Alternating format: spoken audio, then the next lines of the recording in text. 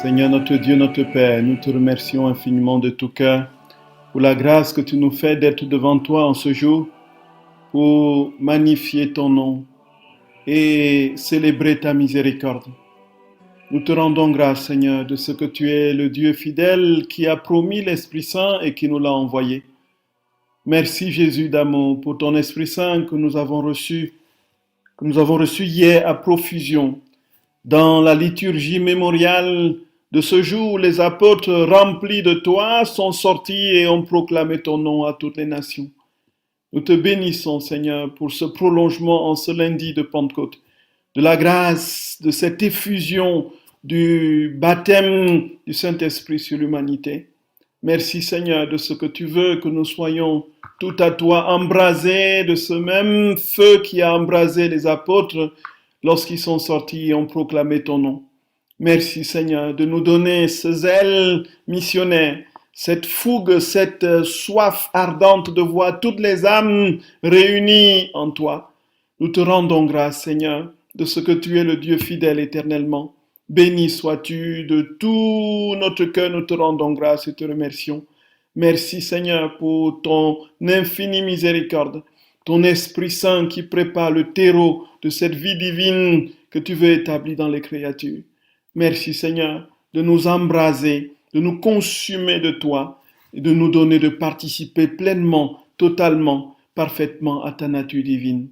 Sois béni, Jésus, sois béni, Seigneur, que ta miséricorde insondable couvre l'humanité, que le cadeau de ta divine volonté, Seigneur notre roi, s'établisse, que ta prière se réalise, que ta volonté soit faite sur la terre comme au ciel. Dieu saint, Dieu fort, Dieu immortel, prends pitié de nous et du monde entier. Dieu saint, Dieu fort, Dieu immortel, prends pitié de nous et du monde entier. Dieu saint, Dieu fort, Dieu immortel, prends pitié de nous et du monde entier. Ô et sang jaillit du cœur ouvert de Jésus comme source de miséricorde pour nous. J'ai confiance en toi. Oui, Seigneur, nous avons pleinement confiance en toi. Nous te supplions de nous accorder ce que nous te demandons, la conversion de l'humanité à ta vie divine, la transformation des cœurs, et que tous proclament que tu es le seul Seigneur véritable, le seul Maître. Merci de nous accorder, Seigneur, cette grâce. Bénis-nous et garde-nous dans ta paix. Au nom du Père et du Fils et du Saint-Esprit. Amen. Amen. Frères et sœurs, à tout de suite pour la petite causerie sur la passion de notre très saint Seigneur.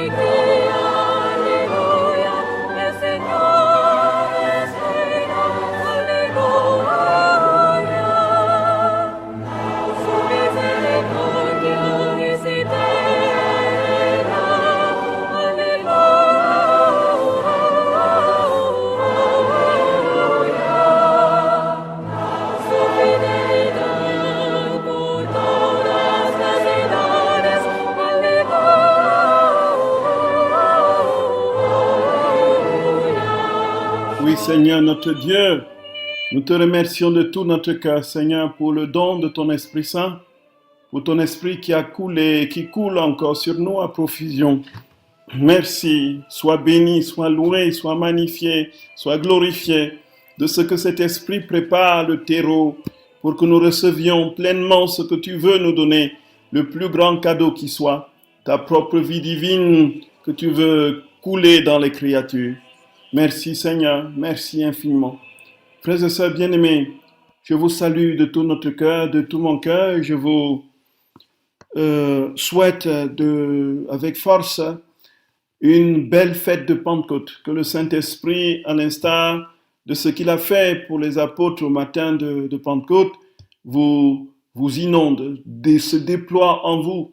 Ce ne sera pas certainement sous forme de langue de feu visible, mais ce sera véritablement un brasier que le Seigneur, et c'est ma prière, déposera au tréfonds de nos âmes, pour que nous soyons consumés de son amour de la manière la plus brûlante qui soit, pour que notre être tout simplement de passage, frères et sœurs bien-aimés, crée des incendies d'amour. Voyez, c'est une grâce insigne que nous soyons ces torches brûlantes dans la nuit de ce monde, capables d'illuminer les forêts des âmes complètement engoncées dans tout ce qui n'est pas lumière.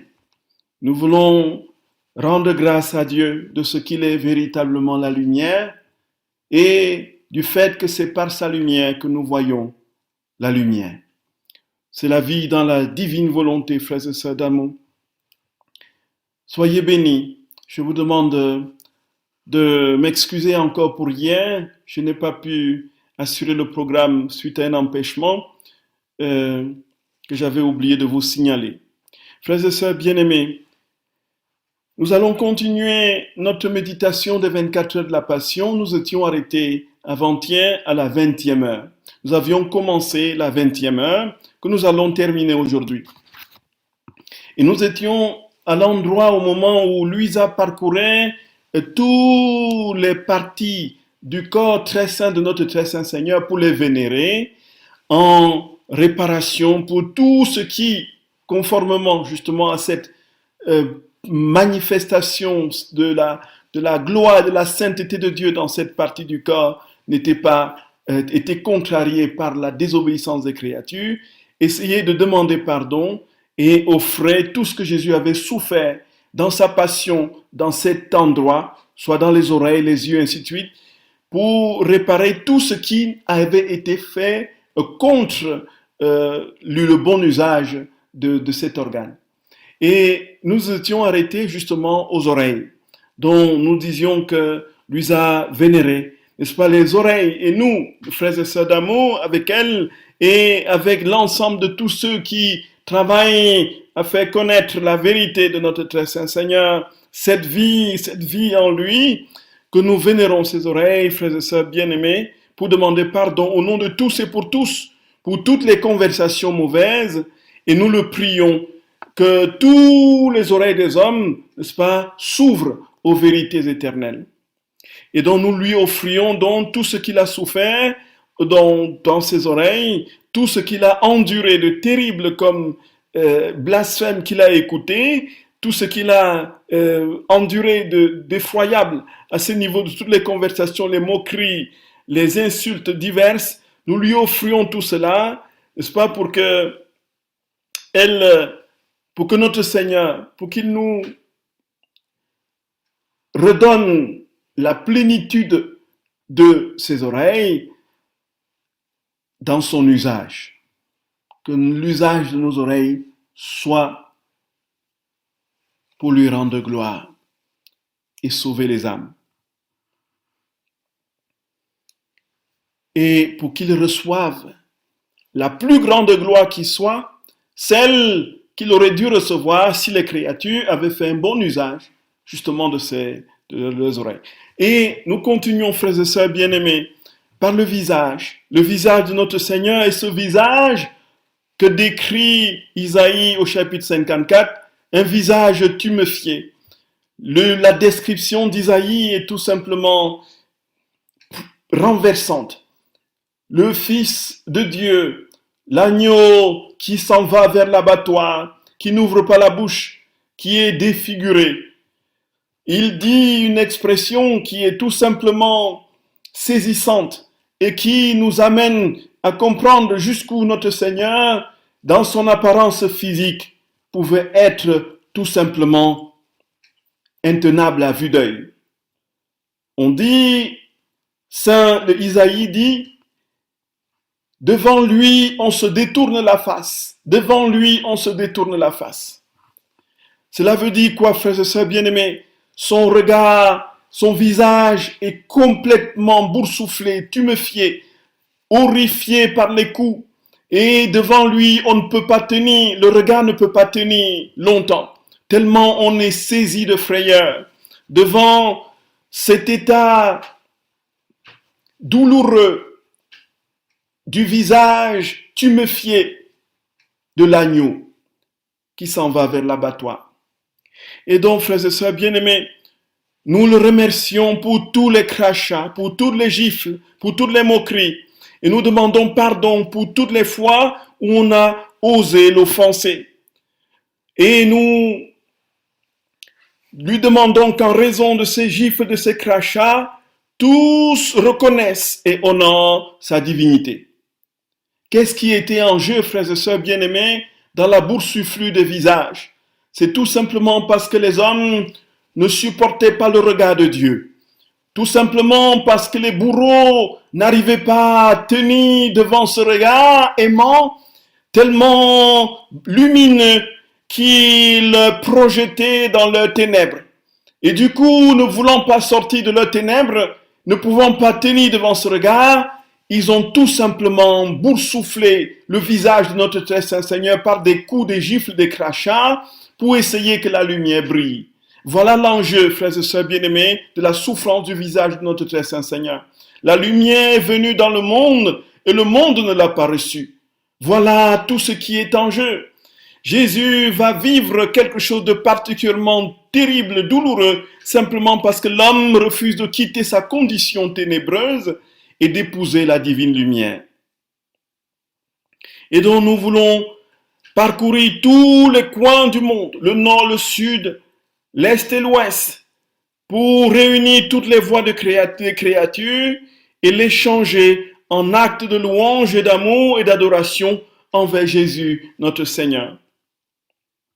Et nous prions que tous les cœurs soient rapportés à Jésus pour les changer de sa lumière, pour les transformer dans sa lumière. Que chaque cœur soit rempli de compassion envers la divine personne de notre très saint Seigneur Jésus-Christ. Et nous lui offrons ce que Jésus, ce qu'il a souffert dans son visage infiniment saint, pour lui donner toute la gloire que les créatures lui auraient donnée si personne ne l'avait offensé. Voilà, frères et sœurs bien-aimés, dans sa bouche, qu'est-ce que Jésus a souffert au niveau de sa bouche? Il a souffert, frères et sœurs bien-aimés, de ce que l'humanité a utilisé sa bouche pour des médisances, pour des calomnies, pour des mensonges, pour des blasphèmes. Nous remercions notre très saint Seigneur avec Louisa pour toutes les paroles que Jésus a dites depuis sa tendre enfance jusqu'à son départ vers le Père, et pour nous donner une parole divine. Il a prononcé les mots pour que le mot de l'homme soit un mot de Dieu. Il a dit des paroles pour que la parole de l'homme soit parole de Dieu. Il a parlé pour que l'homme ne parle que comme Dieu. Or, le problème vient de ce que l'homme n'a pas compris, que Dieu avait déjà tout dit pour lui et ne voulant rien savoir de cette parole divine qui sortait de sa bouche sainte, l'homme a multiplié des paroles contre la bonté, contre l'amour, contre la justice, contre la vérité. Et nous remercions donc le Seigneur pour toutes ces paroles qu'il a prononcées au cours de son incarnation, pour que l'homme parvienne à dire les paroles de Dieu. Et nous lui remercions aussi pour ce qu'il a donné comme embrassement à sa mère, pour la nourriture qu'il a prise de sa bouche, pour l'amertume du fiel et la soif ardente qu'il a souffert sur la croix, pour les prières élevées vers le Père. Tout ce qui est sorti de la bouche de Jésus était pour que l'homme le prononce à son tour. L'homme devrait être constamment dans l'attitude de Jésus, dans ses paroles, dans ses mouvements, dans tout ce qu'il a accompli, Jésus a voulu que l'homme ait une version divine de sa vie. Et nous demandons pardon à Jésus pour toutes les médisances et les conversations mauvaises des créatures, pour tous les blasphèmes qu'elles profèrent. Et nous offrons les saintes conversations de Jésus en réparation des conversations mauvaises et des blasphèmes. Et nous demandons à Jésus la grâce de la mortification de tous les péchés qui sont commis par la bouche. Les gourmandises, le mauvais usage de la langue, les blasphèmes, les critiques, les calomnies, les insultes, les manifestations de haine par la parole, ainsi de suite, ainsi de suite.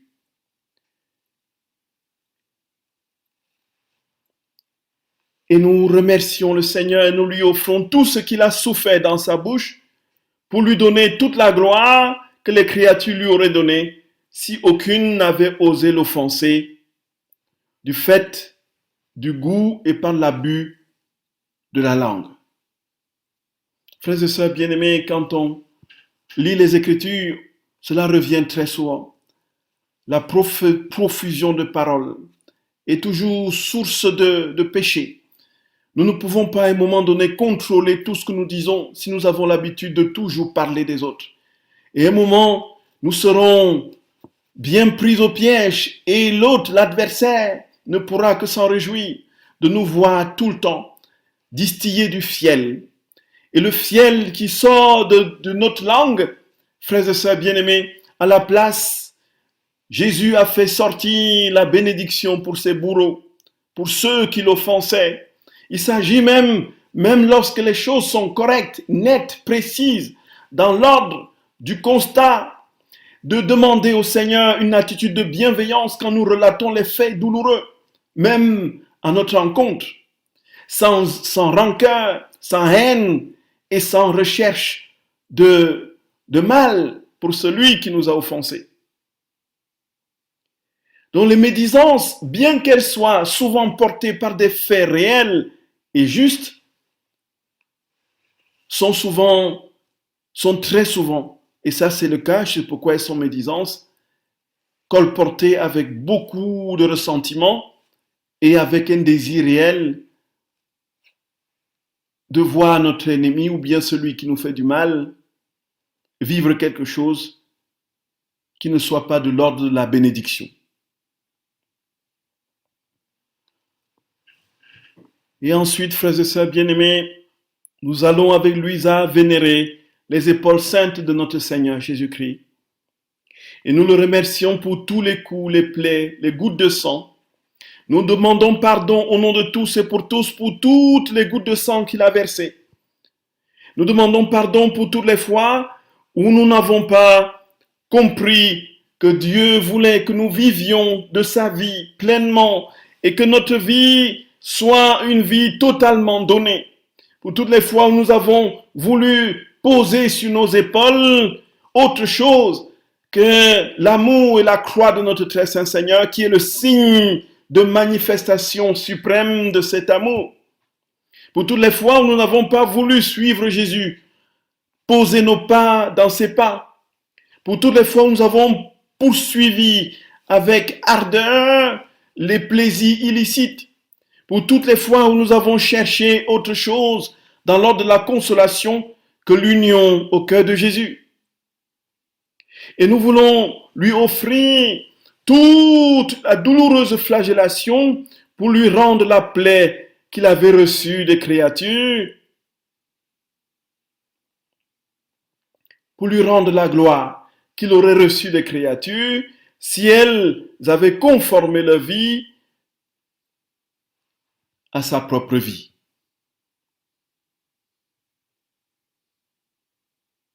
Et ensuite, frères et sœurs bien-aimés, Louisa va vénérer et embrasser le pied gauche de notre très saint Seigneur.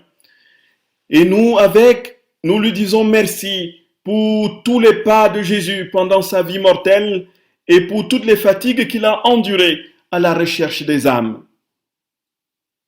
Nous lui demandons pardon pour ceux qui n'agissent pas dans une intention droite.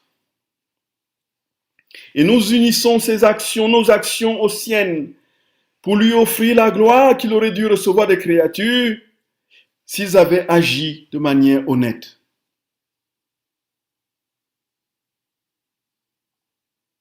Frères et sœurs bien-aimés, le mystère d'amour de notre très saint Seigneur est au-delà de tout ce que nous pouvons imaginer et concevoir. Nous sommes au cœur de ce qui marque et fait le fondement de cette vie dans la divine volonté, ce que tout en Jésus a été déjà une préparation de ce que nous devrions vivre.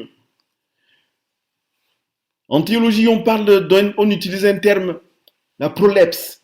C'est une anticipation, une préparation du mystère à venir. Jésus a déjà annoncé et préparé ce que nous devrions, nous, aujourd'hui vivre. Il a déjà fait pour nous. Il a déjà utilisé notre pied gauche. Il a déjà utilisé notre pied droit. Il a déjà utilisé notre langue, nos yeux, nos oreilles. Il les a déjà utilisés. Il a utilisé déjà nos épaules, ainsi de suite. Il demande simplement que nous entrions dans sa propre vie pour vivre la vie même qu'il a vécue, cette vie divine qui poursuit dans la rédemption continuée son déploiement jusqu'à ce que tout soit réuni en Dieu, jusqu'à ce que Dieu soit tout en tous.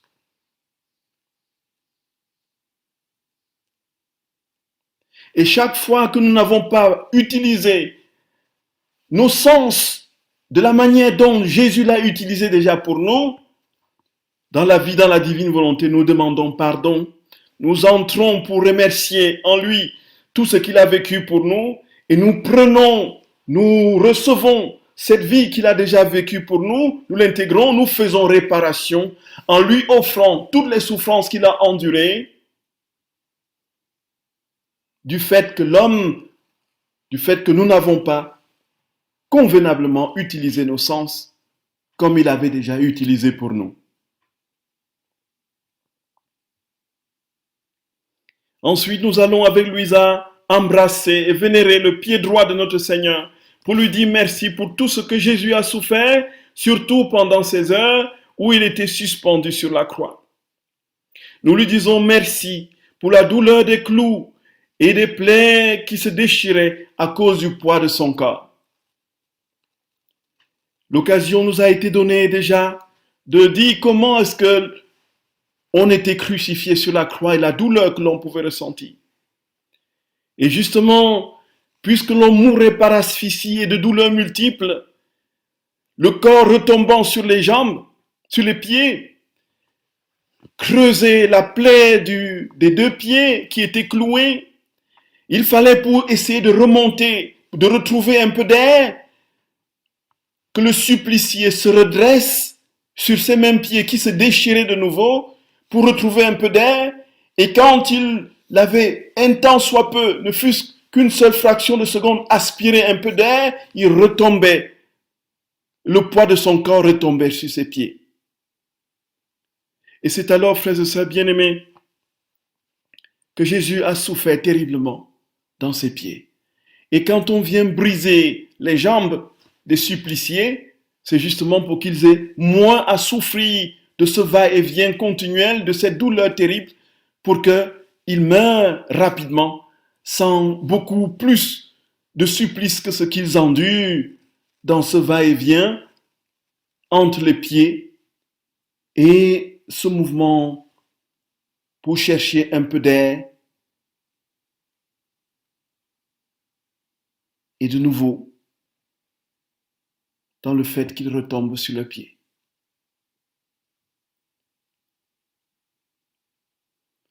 Frères et sœurs bien-aimés, tout ce que Jésus a souffert portait une signification. Et nous disons merci à Jésus pour tout ce qu'il a souffert donc. Et nous lui demandons pardon pour la désobéissance des créatures. Et nous offrons toutes les douleurs de ses pieds infiniment saints en réparation des offenses pour donner toute la gloire que les créatures lui auraient donnée si elles avaient vécu toutes choses dans l'amour, si elles avaient vécu toutes choses dans la volonté de Dieu. Et nous embrassons avec Louisa la main gauche de notre très saint Seigneur pour toutes les fois où il a pris sur lui tous nos péchés. Et nous embrassons et vénérons avec elle la main droite de notre Seigneur pour lui dire merci pour tout le bien, particulièrement les œuvres de création, de rédemption et de sanctification. Nous demandons pardon pour toutes les fois où nous avons manqué de reconnaissance pour les bienfaits de Dieu, pour les nombreuses œuvres faites sans intention droite. Et nous offrons toute la perfection et la sainteté des œuvres divines pour donner toute la gloire que les créatures lui auraient donnée si elles avaient répondu à tous ses bienfaits.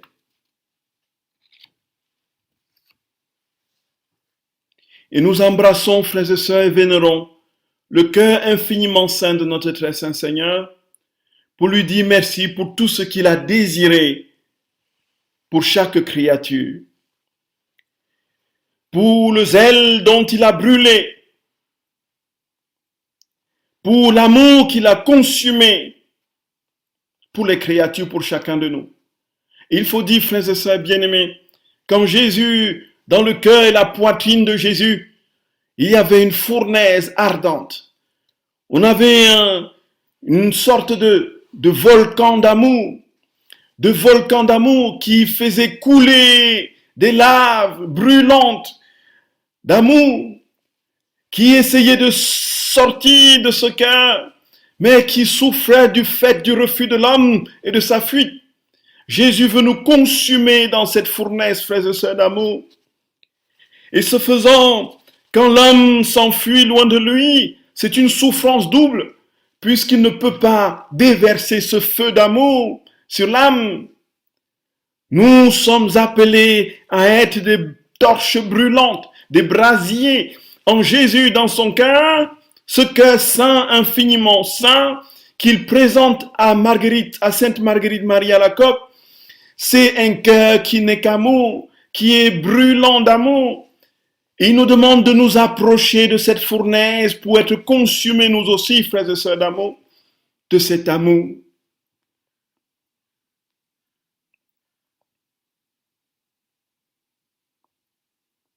Et nous lui demandons pardon pour les nombreux désirs mauvais, les affections mauvaises, les tentations mauvaises, pour les âmes qui font passer l'amour des créatures avant son amour.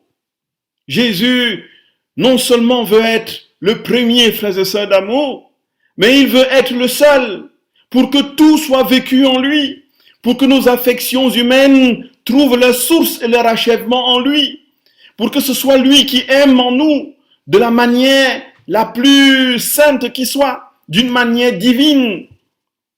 C'est de cela qu'il s'agit. Et nous lui offrons, frères et sœurs, tout ce qu'il a fait et continue de faire pour que son cœur adorable soit le cœur de toutes les créatures. Pour que sa vie, cette vie divine qui est portée par cet amour brûlant, s'établisse dans tous les cœurs de tous les hommes.